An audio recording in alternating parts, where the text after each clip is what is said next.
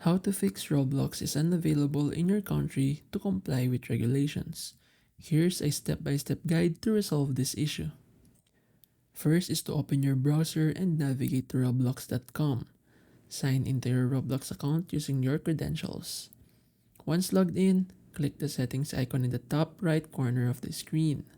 In the settings menu, select privacy. Ensure your communication preferences include friends, or adjust them as per your needs, avoiding the no one option.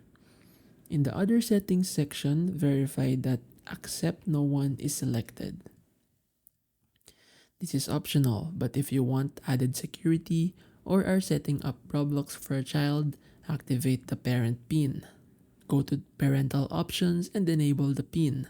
Confirm your email to finalize the setup. Set allowed experiences to all ages to avoid restrictions. Lastly, if necessary, try a VPN. If the issue persists, use a VPN to bypass region restrictions. Install a free VPN extension on your browser, for example from the Chrome Web Store. Select a country where Roblox is accessible and refresh Roblox and attempt to access it again. This process should help resolve the issue and grant you access to Roblox.